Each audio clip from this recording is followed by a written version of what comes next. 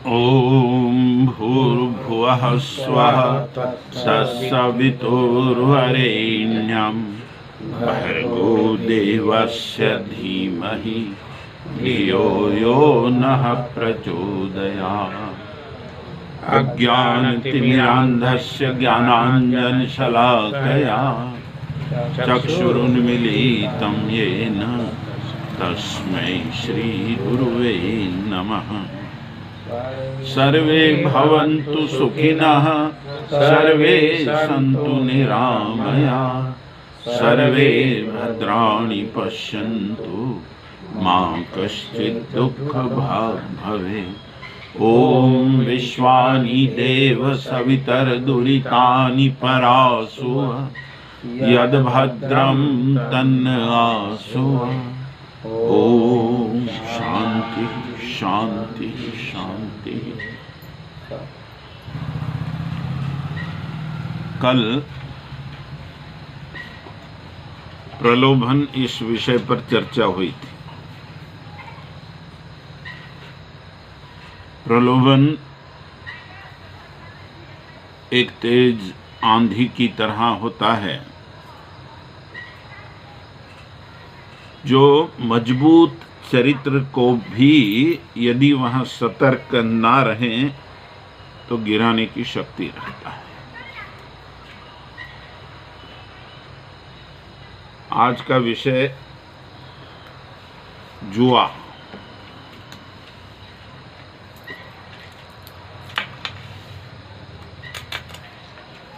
जुआ माने एक व्यसन है। अनेक व्यसनों में जुए की लत जब लग जाती है तो सिवा बर्बादी के कुछ हाथ नहीं आता।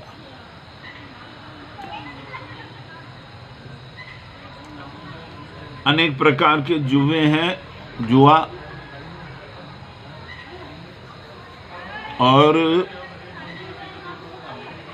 हर तरह से हानिकारक है। कोई ताश खेलेगा, ताश में भी कई प्रकार हैं।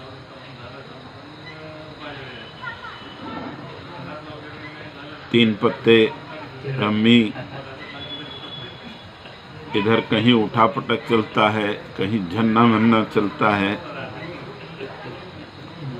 कहीं मटका, सट्टा, घोड़ों की रेस। आजकल डिजिटल मटके भी चलते हैं। डिजिटल में भी बहुत बड़ी उलाढाल इस संदर्भ में होती है।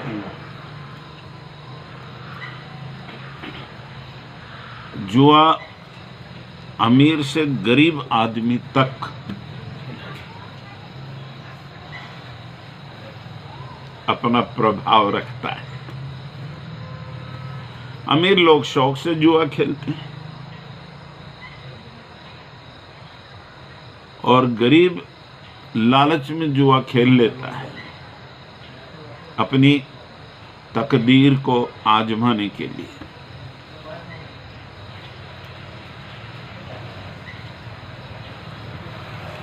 आरंभ किसी भी चीज का बहुत छोटा होता है,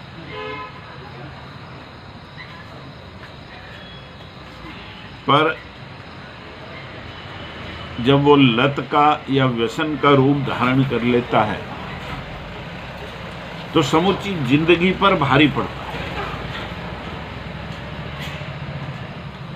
जुए में बर्बाद होने वाले अनेक अनेक कुटुंब हैं, हम अपने इर्द गिर्द देख सकते हैं।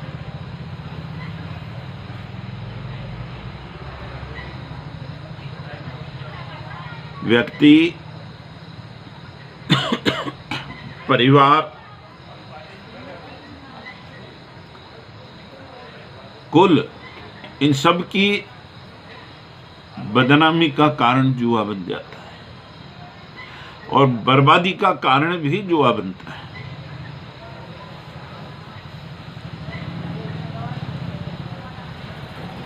महाभारत काल में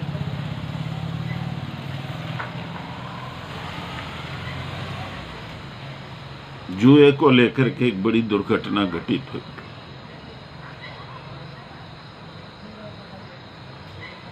व्यास जी ने महाभारत ग्रंथ में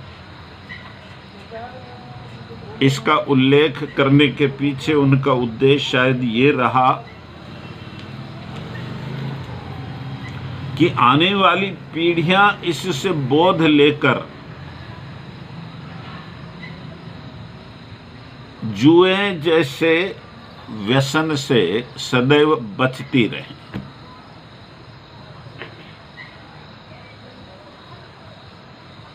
कितना दुख, कितनी पीड़ा, कितना प्रलाप, कितनी दुर्घटनाएं उसके कारण घटित हुई, लगभग सभी लोग जानते हैं, क्योंकि महाभारत के महत्वपूर्ण प्रसंग जो हैं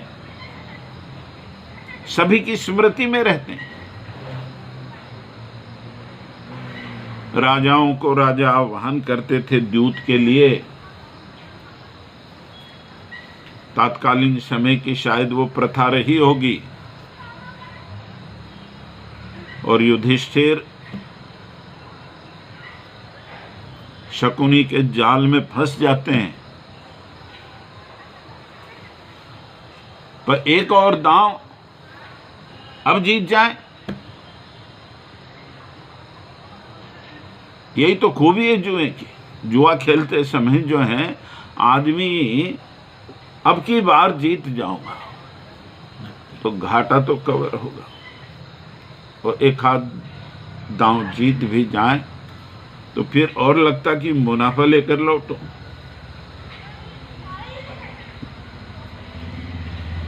ऐसा ही कुछ उस समय हुआ। युधिष्ठिर अपने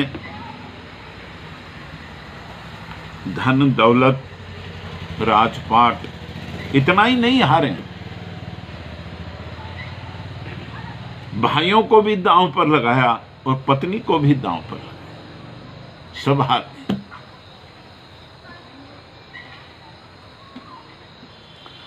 12 वर्ष का वनवास, 1 वर्ष का अज्ञातवास,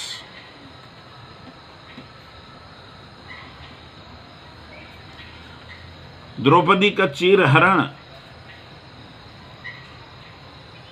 जुआ खेलने के कारण घटित दुर्घटनाओं में ये बातें आती हैं। एक और बात है कि अलंकारिक रहस्यों को यदि खोजें तो पता चलता है कि पति और पत्नी को 2 तन और 1 मन माना जाता है। पति हारा तो पत्नी हारी हुई ही है, क्योंकि दोनों साथ साथ हैं। और जहां परिवार साथ होता है वहां परिवार हार जाता है। एक के कारण सारा परिवार उस हार का सामना करता है। आर्थिक घाटा यदि होता है तो सबको सहन करना पड़ता है, उस विपदा से गुजरना पड़ता है।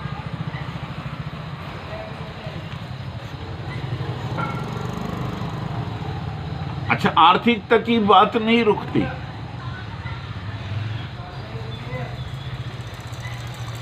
आदमी के व्यक्तित्व का भी पतन हो जाता है।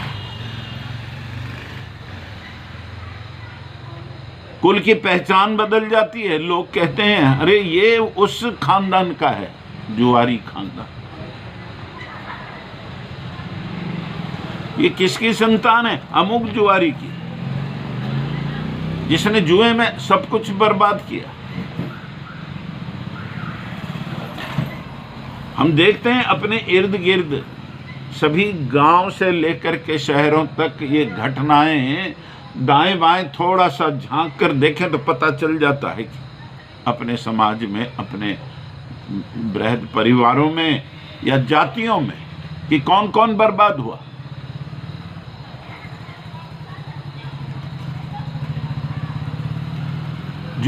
जुआ खेलने की लत जो है ये सर्वथा हानिकारक ही सिद्ध होती है।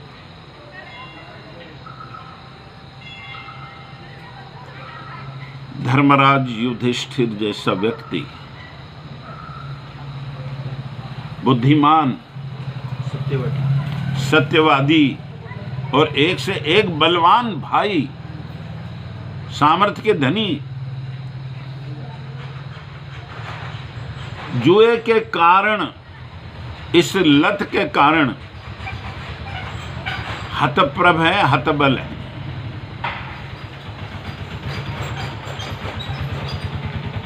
बारह वर्ष वनवास का कष्ट भोगना पड़ रहा है। राजमहल में रहने वाले वन वन दर दर भटक रहे हैं। कल्पना कीजिए कि क्या होता है जुआ खेलने से।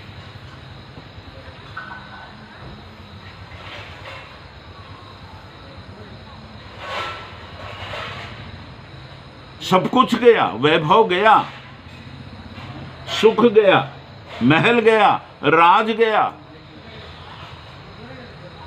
और एक वर्ष का अज्ञातवास तो और भी कठिन गया। द्रौपदी को दासी बनकर रहना पड़ा, किसी को रसोइया बनना पड़ा, किसी को नर्तकी बनना पड़ा, कोई घुड़साल में काम करता रहा। ये दशा किसके कारण? विचारणीय विषय बनता है। महाभारत ग्रंथ में अच्छी बुरी घटित सकारात्मक नकारात्मक घटनाओं का बड़ा सुंदर वर्णन है। दोनों पक्ष विचारणीय बनते हैं। वो विचार करने वाला व्यक्ति जिन गलतियों के कारण हानि हुई या कष्ट उठाने पड़े उनसे बच सकता है। ग्रंथ पठन करते समय मनुष्य को अपना दृष्टिकोण ठीक बनाने की आवश्यकता है। हम इतिहास से सीख नहीं लेते हैं, इसलिए इतिहास की फिर से पुनरावृत्ति हो जाती है। गुलाम थे कभी, हम दबे हुए थे और गुलामी के कारण मनचीती नहीं कर सकते थे। अपने विकास के लिए भी मर्यादाएं थी, आजादी नहीं थी। न बात करने की थी, न आजादी से कुछ न कहना न करना। देश आजाद हुआ, स्वतंत्रता मिली अपना भाग्य बनाने के लिए। सर्वविदित हैं हमने कितना अपना भाग्य बनाया। कई बार बरबस मुख से निकल जाता कि इससे तो गुलामी अच्छी थी, क्योंकि अपनों की पीड़ा सही नहीं जाती। वहां तो विवश होकर आदमी सोच लेता है कि अभी हम गुलाम हैं।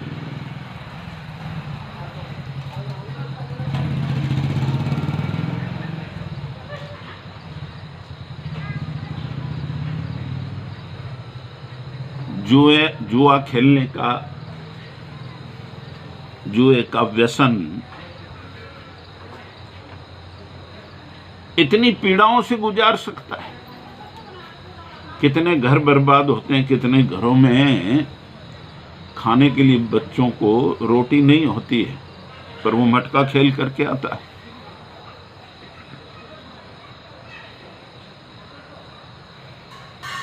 आप देख सकते हैं,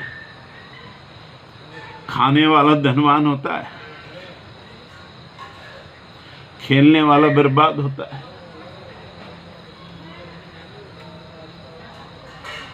वो मान लो कोई जीतता भी है, गुरुदेव बड़ी सुंदर बात कहते हैं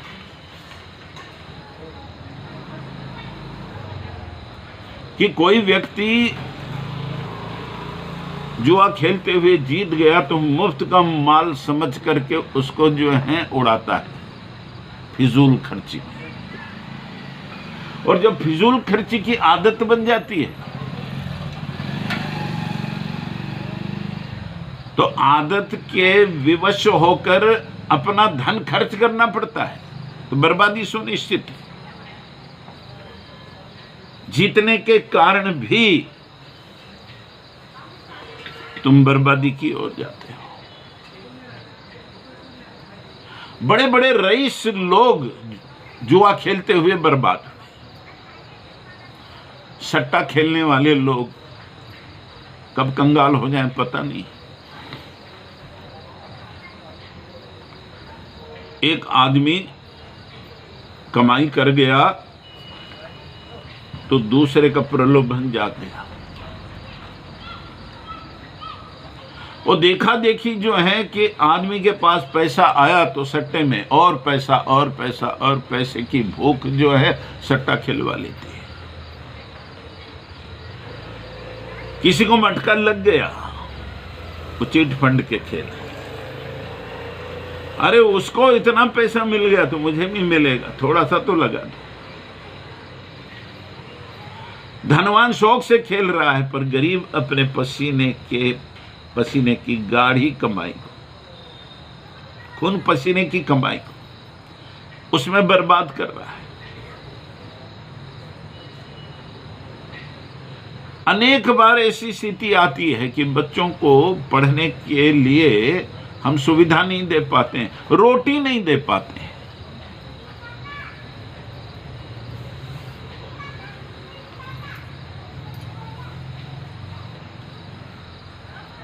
महाभारत के उन महापुरुषों को, पांडवों को कितने अपमानों में से गुजरना पड़ा जुए के कारण, जुआ खेलने के कारण। सर्वविदित, घर में कुछ नहीं है, बच्चे भूखे हैं तो मां देख नहीं पाती बच्चों की भूख। पड़ोस से कहीं कटोरी भर आटा मिलता है कि देखती खोजती है। वो जहां जाती है वहां अपमान के शब्द उसके कानों पर पड़ते हैं। आटा मिलता है, चावल मिलते हैं, नहीं मिलते हैं, ये नहीं कहा जा सकता, पर शब्दों की बौछार तो उस पर निश्चित रूप से होती है। कितना अपमान, क्यों?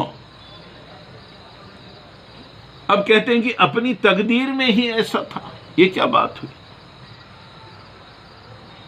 ये तकदीर तुम्हारी लत ने बना दी, भगवान ने थोड़ी बनाई।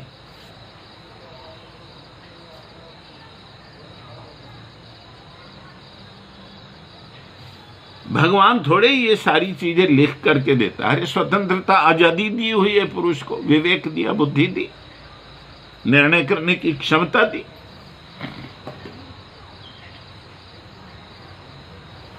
पर प्रलोभन के वशीभूत होकर देखा देखी कि उसको मिला तो मुझे भी मिल जाएगा। ताश खेलने वालों में अक्सर ये देखा जाता है, मैंने तो ऐसे भी ताश खेलने वाले देखे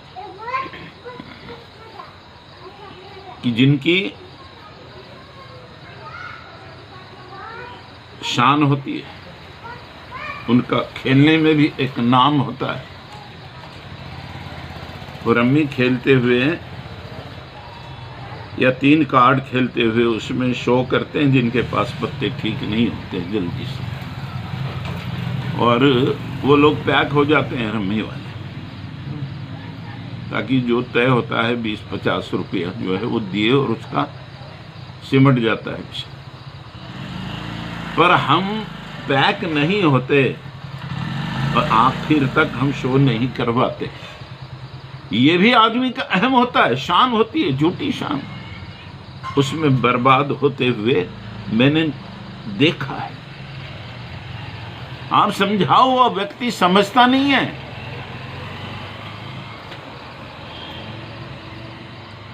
इसलिए तो कहा जाता है कि संगत किसकी करें? व्यसनियों की संगत करें तो व्यसन लग जाएगा। सच्चे और अच्छे लोगों की संगत करें तो अच्छी बातें समझ में आएगी, अच्छा सोचेगा, अच्छा करेगा, बच जाएगा।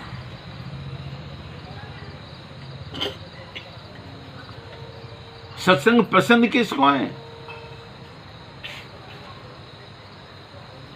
ये तो विज्ञान की शाखा ने इतनी व्यवस्थाएं उत्पन्न कर दी तो यूट्यूब पर भेज करके अनेक लोगों तक इन बातों को पहुंचाने का अवसर मिल गया। वरना सत्संगों की स्थिति का क्या है? 10 आदमी, 15 आदमी, 20 आदमी। ग्रामीण भाग में प्रतिवर्ष महाराष्ट्र की विशेषता यह है, महाराष्ट्र की विशेषता यह है कि प्रतिवर्ष हर गांव में एक सप्ताह जरूर होता है। वो भागवत सप्ताह हो या रामायण का नवान्न पारायण हो, कम से कम 7 दिन का कार्यक्रम किसी न किसी पोथी के वाचन के रूप में धार्मिक कार्यक्रम अवश्य होते हैं। वो देखने में ये आता है कि 1000-2000 संख्या वाला गांव पर कथा में 10-20 आदमी मुश्किल से बैठते, वो भी जिसको ठीक से दिखाई नहीं देता, कानों से सुनाई नहीं देता, कमर झुक गई है, अब किसी काम का नहीं, निकम्मा है, वो वहां आकर के बैठ गया टाइम पास करने के लिए।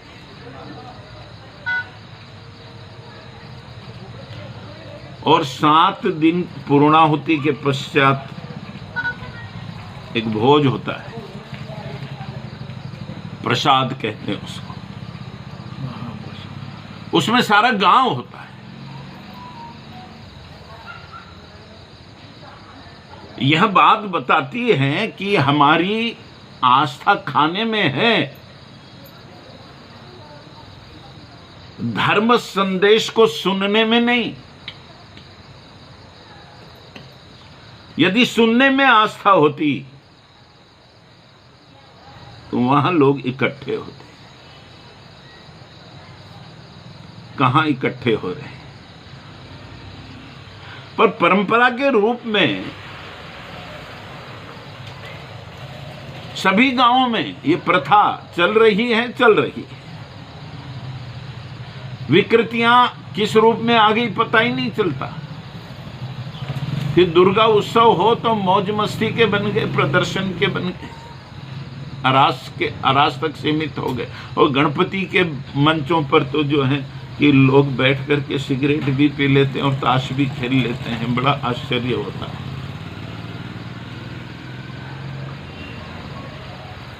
माने जुआ खेलने का परमिटेड अड्डा मिल गया 10 दिन के लिए, ऐसा हो गया।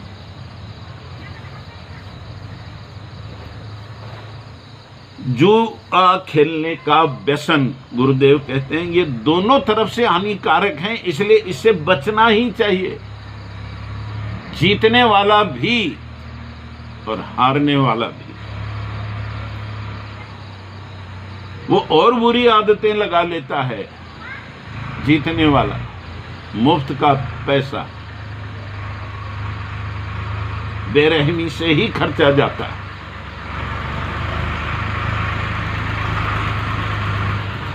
और उस मुफ्त के आए पैसे के कारण जो विकार अपने साथ जुड़ गए, जब वो पैसा नहीं आता है तो अपना खर्च करना पड़ता है।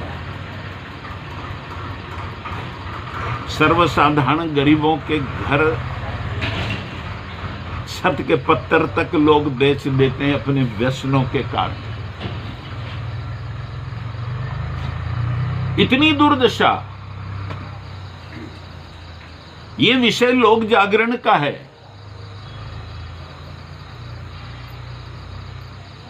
कि प्रत्येक व्यक्ति तक ये प्रबोधन बुद्धिजीवियों के माध्यम से पहुंचना चाहिए कि व्यसन को स्पर्श ना करें कोई। कितनी हानि है व्यसनों के कारण, कितना अपमान सहन करना पड़ता है, कितना अभाव देखना पड़ता है और कितना कष्ट झेलना पड़ता है। पांडवों को तो अज्ञातवास और वनवास तक के कष्ट झेलने पड़े। ये वनवास ही होता है, जो घर में है वो समाप्त हो गया तो फाके पड़ते हैं, ये भी तो वनवास है। इज्जत जाती है सो अलग, जीवन भर प्रतिष्ठा पाने के लिए मनुष्य अपनी सज्जनता के साथ लगा रहता है, पुरुषार्थ करता है।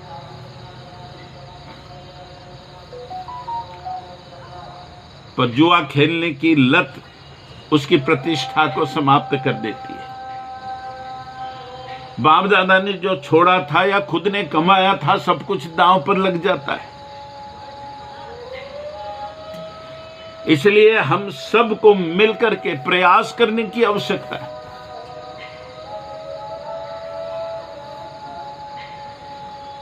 कि समाज में अनेक बुराइयां जो घुस पड़ी हैं, इनको चुन चुन करके कैसे बाहर निकालें, उसमें से कुछ लोगों को ये अभियान छेड़ने की आवश्यकता है। इसी विषय पर काम करें कि जुआ कोई ना खेले। खिलाने वाले को धन मिलता है, कमीशन मिलता है, उसको बहुत मजा आता है। पर कितने घर बर्बाद होते हैं, कितने लोगों की बद्दुआ उनके साथ जुड़ती है। आगे चलकर ये सारी बद्दुआएं जो हैं, उनको भी छोड़ने वाली नहीं है। परमात्मा यदि न्यायकारी है, ये हम मानते हैं, तो उसके न्याय से कोई बच नहीं सकता। गुरुदेव कहते हैं कि भगवान सत्य आपकी जय हो, भगवान प्रेम आपकी जय हो, और भगवान न्याय आपकी जय हो। इन तीन रूपों में भगवान को देखा जाए, उसकी जय जयकार हो, उसमें आस्था हो, सत्य में, प्रेम में और न्याय में। वो न्यायकारी है तो न्याय करेगा, कोई नहीं बच पाएगा। इसलिए सभी तरह से हानिकारक, पतनकारी इस व्यसन से हम सबको बचना चाहिए। ओम शांति शांति शांति।